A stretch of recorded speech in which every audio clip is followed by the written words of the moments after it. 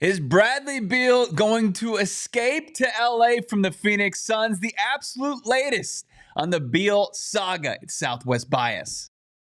Get that stuff out of here. It's Southwest Bias. Happy Tuesday. What's going on? It's Bo Brock filling in for Espo. Espo, as I'll go by this week. That's right, not P.O. It's B.O. hanging out with you. Make sure you follow along at PHNX Sports on Twitter, Instagram. Subscribed here on YouTube. How we doing? Amelia, I see you in the chat already. That is a dry heat. And look, things, I think, heating up. Finally, I thought Saul Bookman, Eddie Johnson did a great job this morning breaking down the absolute latest as far as Bradley Beal, the embattled Suns star, who we can't wait to escort out of town, right? Because it's time to say goodbye, bid adieu to the big three that completely failed for the Suns. Now, I know you don't want to include sweet Devin Booker in that conversation.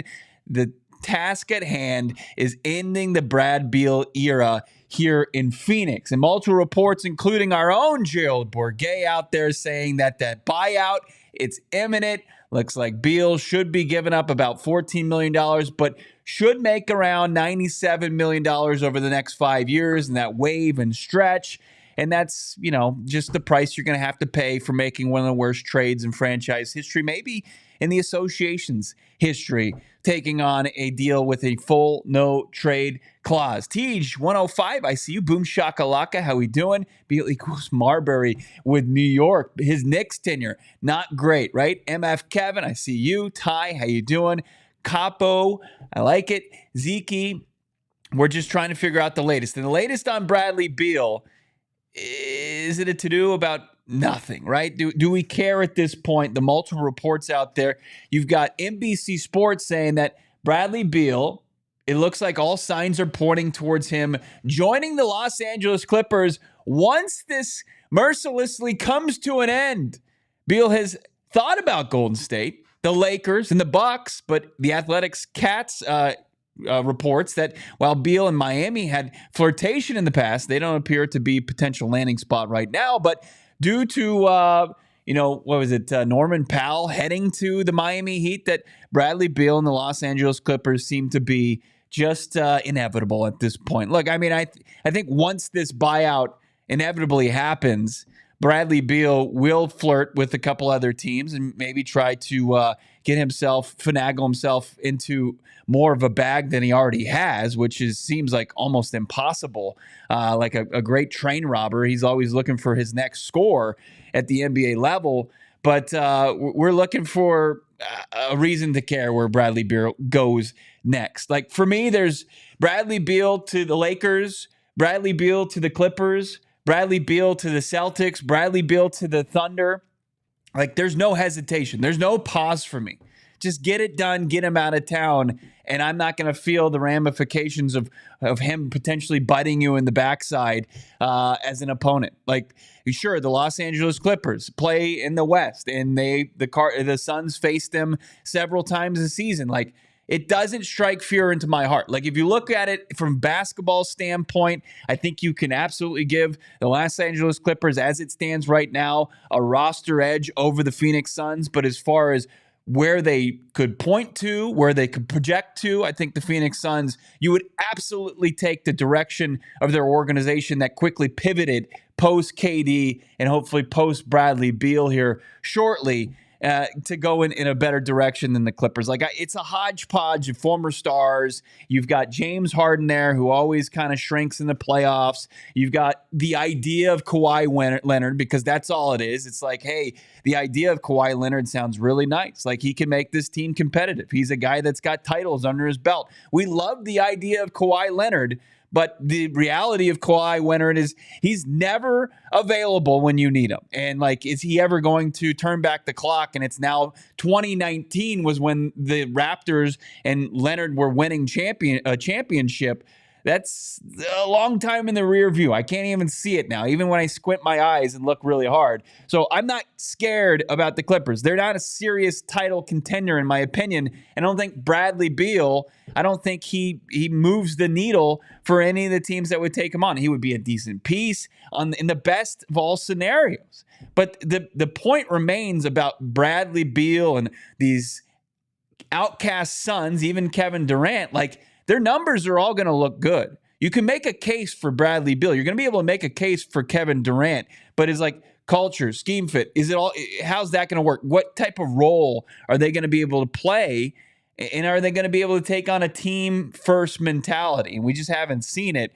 So for me, like, there is no hesitation as far as Bradley Beal and where he goes after the Phoenix Suns. I just want it to come to a close. Mercifully end. I love that word. Mercifully end for the Phoenix Suns so we can officially close this chapter. Like, he was a team-building roadblock. You can say everything you want about Bradley Beal and cast him in this role where he's not the villain, and I'm fine with that. And I kind of sway towards that because I've seen Bradley Beal play productive basketball and hoops, and I don't think he's a bad dude. But at the same time, this is true as well. He was a team-building roadblock, and he needs to get out of town ASAP. Now, I'm following along with Gerald Burgay on Twitter, as well as you should be, and you're following PHNX Suns, and they'll have the absolute latest. But the latest is he's already starting to make plans, and I don't care about the plans, even if he escapes to L.A. Now, that could just be me and my Southwest bias. Your Southwest Boas. There you go. We continue to just beat that dead horse that nobody appreciated before. With Espo. As you can see in the bottom right corner now. And your Southwest Boas and all the puns and all the weird shoehorning in that we're going to put my dumb name a part of. Shane Diefenbach, we welcome in. Of course, the mustache behind the Mac, making me look about as good as possible. There he is. Bright, shiny Shane Diefenbach, the man voted most likely to light up a room with his smile. Shane Diefenbach walks into Southwest Bias. How we doing, Shane? I'm so good. I got to replace your new logo on the screen real fast. Hey, would you replace the logo on the screen? Look at this beautiful thing. Perfect. We'll just leave it right there. Oh man, Brad it's almost become so numbing, this conversation. Mm-hmm. I have it like 3 times a day now at this point. Right. You're saying it in your sleep now. Yeah. I'm stretching away Bradley Beal. Please just get him out of here. Super Sancho. Is it happy bye-bye Beal day? Like, that's what people are waiting for. Like, is there going to be any regret? Like, I talked about it a little bit yesterday. It's like all parties involved are like, they're all guilty. They're all guilty in this. And like, it's going to be, that proud day where people are, now people throw divorce parties because we're a sick society, like celebrating a failed union. This is another one that just in a different way. Professionally, this was supposed to be something that was going to be successful, and it was a large failure. I mean, the team went 36-46 last year.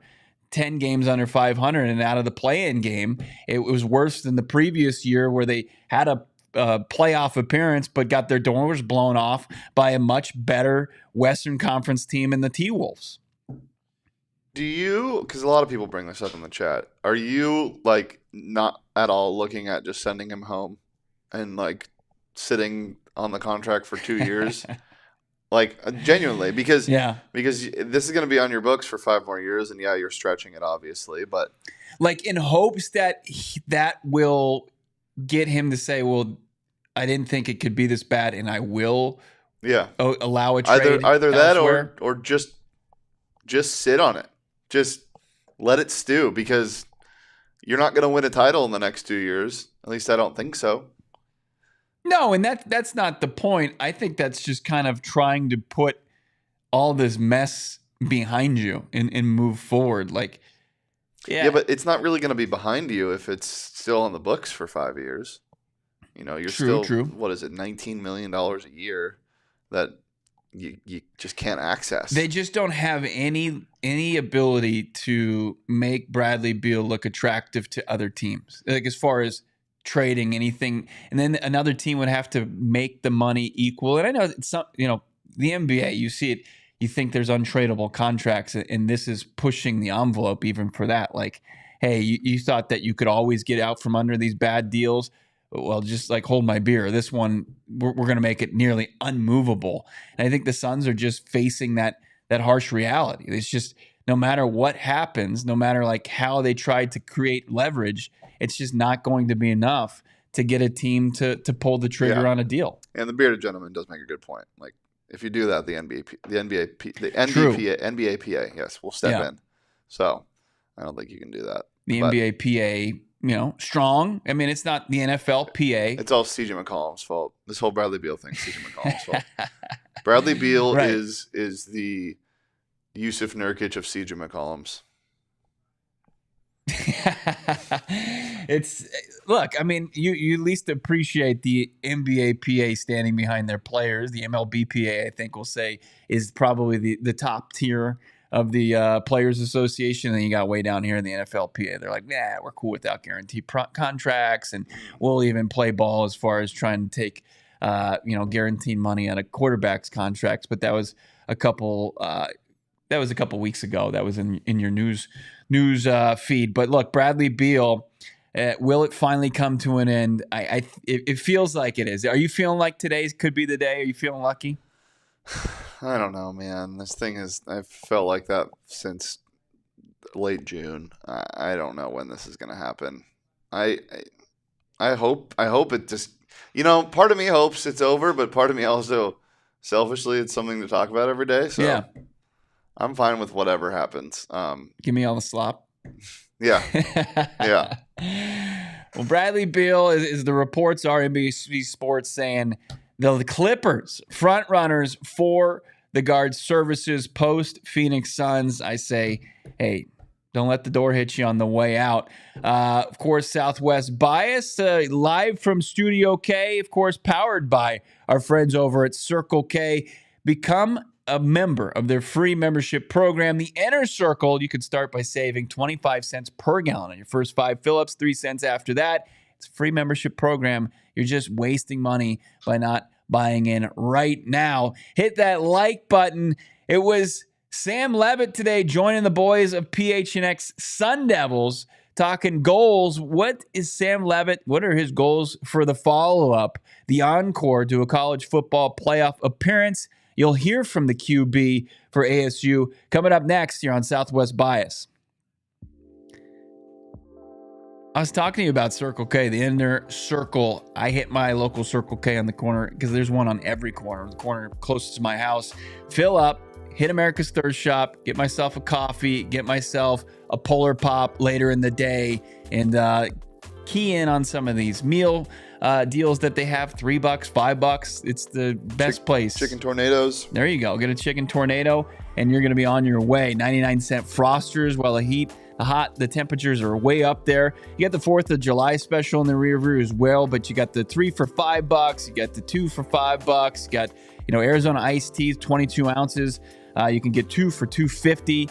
You got unbelievable deals always over at Circle K. Download the app today and become a member of the Inner Circle. Get those rewards for free by downloading the Circle K app today. Terms and conditions apply at participating locations. Visit CircleK.com for all the details. Love Circle K. Also love Mountain America Credit Union. Talk about perks. How about double rewards in July? Yeah, you're going to be doubling down on all the perks with our friends over at Mountain America Credit Union. It's committed to helping our more than 1 million members across the West, 100 branches across the West. 2 times the points reward card for credit card purchases through July 31st. So act now and you can save big and earn big the rest of the month. Use your Mountain America credit card to watch points pile up. Perfect for gas, groceries, travel, home projects, and other purchases. Redeem your double points, rewards, travel rebates, gift cards, event tickets, limited time only. Take advantage while you can. Check them out, macu.com/double. It's macu.com/double. Loans approved on credit. Offer can be changed or withdrawn at any time. Limited time offer. Terms and conditions apply. Mountain America Credit Union.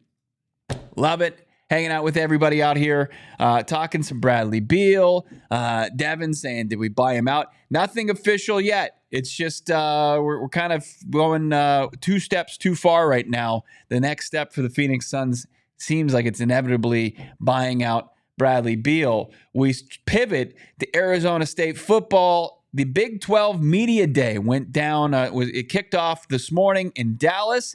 And a lot of hype surrounding Sam Leavitt, who was named the preseason Offensive Player of the Year for the conference. He sat down with our guy Ruby in Totri today and had this to say about his 2025 goals. You always have your big goals you write on your board, and mine obviously say Heisman and national champion. So that's the big goals. But then it's every single day. None of that's going to happen unless you focus on the daily things. So I'm really just trying to grow camaraderie with the team. We got new receivers, so getting with them, and then just overall figuring out how we're gonna be as a team this year with a challenge with our target on our back instead of being the underdogs. He's got that Heisman look. Has anybody called him Sammy Heisman yet? No, but we can be the first. Let's do it. Get the T-shirt printed. We want Sammy Heisman. Heisman Sammy. Heisman Sammy. I mean, Sam Bradford. I think he won it a couple of years ago. I'm sure that they threw Sammy Heisman around in Norman at Oklahoma. Just sounds like a sandwich you'd buy at like Canton. The Heisman Sammy? Yeah, the Heisman Sammy. What's on the Heisman Sammy? It's a whole lot of mayo. When you think about though Heisman, like, do you pause? That you live in a reality where there is somebody that has the potential to wear the Sun Devils uniform and maybe go to New York and be in the running and legitimately win the award, hoist the trophy. It's if this was just in a vacuum, yes, but this whole last year for ASU football has been such a whirlwind. Mm-hmm. Like, I still haven't caught up on the high that was the Peach Bowl berth, like the first round bye and the first 12-team playoff. It's still just crazy to me. And yeah. I think until week 2, when they play a somewhat real opponent, then it will kind of come back and you'll have these expectations. But right now I'm still catching my breath from what this last year has been. Yeah. Like, when you think about, though, you get into these pipe dreams, these daydreams about a Heisman trophy for your quarterback. Like, the reality is you got to have an unbelievable season to be in that conversation. A season, like, statistically, nobody from Arizona State has ever had. Like, I think I saw the high for touchdown passes is 28. Right? Taylor Kelly, he's got that. So you don't even have a guy that's hit 40 before. I was deep diving this a little bit as far as like Heisman winning quarterbacks. The stats, they're like you have to be anywhere between 4,200 and 5,600 passing yards. It's an absurd amount of yards to pass for. You have to pass over 40 touchdowns and then limit the turnovers under 10 picks. Like, you think about Lamar Jackson, you think about all the other guys, even Tim Tebow was in there, Kyler Murray, like these big, gaudy stats. Bryce Young, just massive numbers, and also the wins. Like, you have to be a winning team. You have to be probably in the college football playoff conversation. Last year I know it was an anomaly. You had Travis Hunter in there.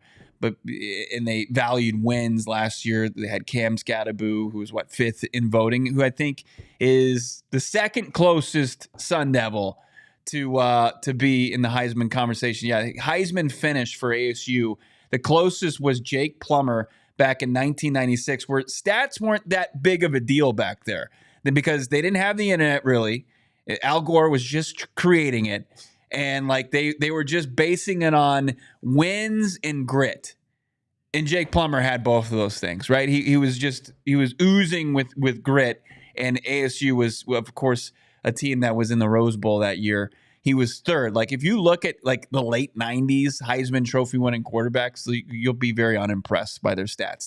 They are not even close to like Lamar Jackson was. They're in like Jurassic era, and then Lamar Jackson's like in outer space, like as far as his stats. So for Sammy Heisman to have a chance at the Heisman, like he's gonna have to put up some gaudy numbers. Now, like I say, it's kind of unique to the program, but it's not unique to Kenny Dillingham. Like Kenny Dillingham, when he coached Bo Nix his first season at Oregon, he's a guy that like that statistical season would have bested anything that anybody has ever done in Arizona State. And you look at the skill set that Sam Leavitt possesses, I think that that's something that bodes well. And it's just they've got the opportunity, I think, throughout their schedule to pad some stats. But man, like you think about Heisman and you're quickly brought down to earth when you start to look at what that would take for a guy like Leavitt. But Shane, I mean, in the regular season under Leavitt, 1 loss last year. Yeah. The big thing is ASU doesn't play an SEC schedule. And I say that derogatory toward SEC teams. Yeah. Like they don't get the Alabama A&Ms halfway through the year. And they don't get the bottom of the barrel. The Big 12, you say what you want about top-end talent in the SEC. The Big 12, almost every game you're going to play, except for the Territorial Cup, is going to be a dogfight. And even that, like you're going, like you don't know what these teams are going to look like. So you can't even say that game wouldn't be.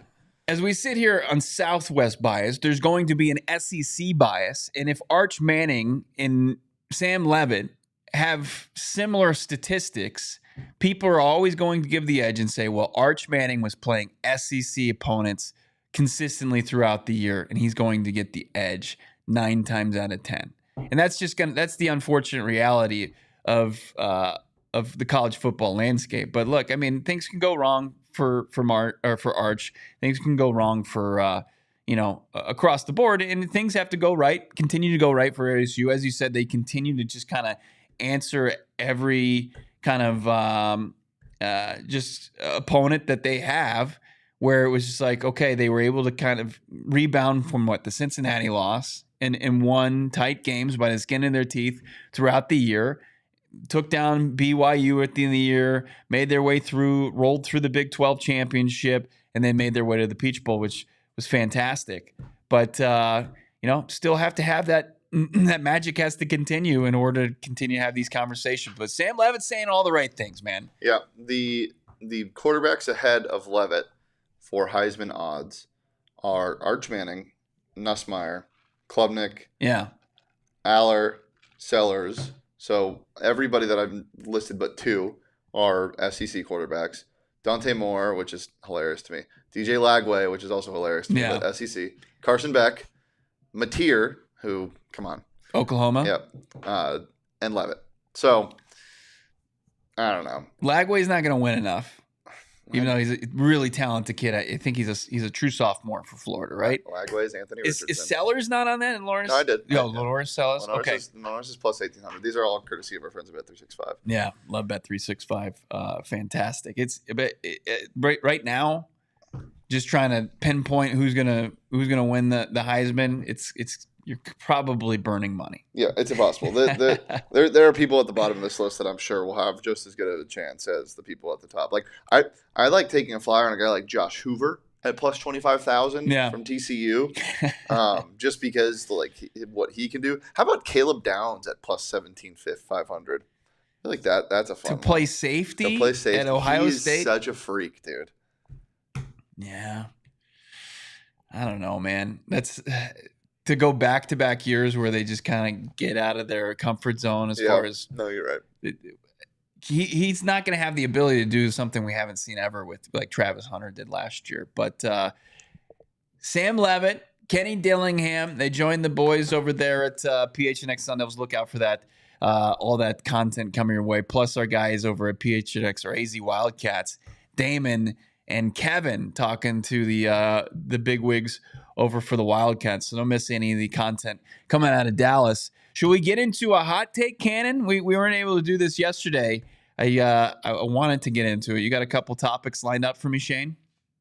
Yeah, let's do it. Hot take cannon. If you are new here, oh my God, Espo logo is back. If you're new here, I'm gonna give Bo a couple of topics, and he just has to give an opinion on them. Okay. It can range from a relevant one like Bradley Beal's buyout to a completely irrelevant one like sand. So we'll go ahead and start with the first topic. I'm gonna be heading out to Summer League this week on Thursday. Las Vegas as a whole. What are my thoughts on it? I love a good Vegas trip. I think that if you're spending more than 36 hours in Vegas, then that's where it starts to push. It goes. Here we go. Yeah. Look, I don't. I'm not psyched for you that you're going to have to go spend a couple days, almost a full week in Summer League there in Vegas. It's a sprint usually when you're in Sin City. So to go, you can really kind of, especially the sports books, table games, and stuff like that. I'm all for it, but man, does it lose its luster soon after the 24-hour period. But I'm not going to ever turn my nose up at a Vegas trip. You can always rally me into doing it. So, but if you're saying, hey, I want to do a hard 48 there or beyond, I'll probably pass. Physical game tickets. Physical hard copy game tickets? I don't see the value for them. I mean, I understand that there was a lot of people that used to kind of like collect them, and there should be an option for those people, like if they want to print them off. But like the game tickets and like the game programs that used to be a big part of my youth, they're just no longer a part of it because technology has taken over and it just makes more sense. Like I would rather have the convenience of using my smartphone and having it scanned than instead of having like, well, crap, I don't have a printer. I've got to go find a solution to get these game tickets, or do I got to go stand in line? I'd rather take the convenience, but I'm a little bit more, I'm non-traditional that way. All black / all white jerseys. All black versus, so give me an example. Like just jerseys that are like specifically football. Black helmet, black jersey, black pants, black shoes. It's legit. It's a good look. Or all whites. All white. Yeah. I mean, I think the Cardinals road jersey is about as clean as it gets in the NFL. It's icy. It's nice. So yeah, I'm all for it. I'm for those. Abstract art. Jeez, man. I think I'm out on that. Like I can't pretend to understand it and have a true take on it. I see it. It just looks mumble jumbled to me, and I can't get behind it. Savory pastries. In on that. Yeah? Yeah. Well, you got a favorite? No, I don't. Yeah. It's hard to think of a savory pastry. Yeah. Chat, start naming savory pastries. Yeah. Booing your team. Not too big on it. Like I understood like Suns booing last year's team. They were just so unlikable. You had to have so many qualifiers in order to get behind this team and root for them. They let you down in so many ways. Like if it's a team that's just underperforming or a player that just isn't like, as long as he's not making like boneheaded plays or being selfish, I think like those players deserve to be booed that are more about themselves than guys who are like just trying to perform and stink at that point. All right, I got one more for you. Stringing out movie series. Like Jurassic Park has another movie that just came out. Yeah. Which apparently it's pretty good. Is it? The last one was horrible. Right. But this one apparently is pretty good. It's like Chris Pratt, and he's the Velociraptor whisperer. Yeah. I'm okay. Like I'm okay with them existing. I'm not in on them. Like if you're in on the Fast and the Furious and you're all about it, that's your thing. You go do you. Like the Star Wars people out there, you can have it, but I'm like very few of them I've gotten in on. Like I like the Batman Nolan trilogy, and trilogies are perfect. Yeah, trilogy is a good amount. Like once you start, I can't think of one that's gotten beyond a trilogy that I've been like, yeah, oh yeah, keep them churning. Mm-hmm. But I get it, like because most of the time it's just these are entertainment movies, turn your brain off stuff. So if I'm going in the Scarlett Johansson, the ScarJo Jurassic Park, and I'm expecting to see something special and like profound, that's on me. That's on me. That's a great point. That's a great point. No Sharknado 5 for you. Right. I mean, but it's not far removed from Sharknado. No, it's not. No. All right. Well, that's another Back. episode of Hot Take Canada. Yeah, back to Jurassic Park. Guys, stop going there. You know sorry, we're gonna go overtime here for a second. Do you know what the premise of the new one is? No clue. It's even worse than you would think because obviously, stop going there if awful things keep happening. The premise of the new one is they're going to an island where I'm pretty sure, chat, you can correct me if I'm wrong, where they're going to an island where the dinosaurs were too dangerous for the other one. Like, why are you going there? Guys, we're putting together a team. We've got a mission. We're going to go back to Jurassic Park. Oh, cool. How many successful missions have we had to Jurassic Park? None. Different dinosaurs keep coming, though. No idea. There was a Spinosaurus one time, and then... Yeah, continue to just get in the lab and create more dangerous dinosaurs, and then send people out there with the hopes that one mission might work. Yeah. It's just like me at the blackjack table. We're due to win a hand, and I think who knows? Maybe they could surprise you. Maybe that's why this recent one is good. Hey, I'm going back to Jurassic Park on Thursday, so. Hit me, baby. Is that what enjoy Sin City, but you've got a couple Southwest bias in you between now and then. You guys have been fantastic. The Beal conversation continues in the chat. It continues today. PHNX Suns. Make sure you're subscribed to PHNX Sports here on YouTube. I'm live at 4:30 with my guy Johnny Venerable talking about Cardinals football. Don't miss out on that. It's all right here, PHNX Sports. Until tomorrow. Enjoy the rest of your Tuesday. I continue to fill in for Espo the rest of the week. Hoy, hoy. Talk to you soon. We all silly like the mayor.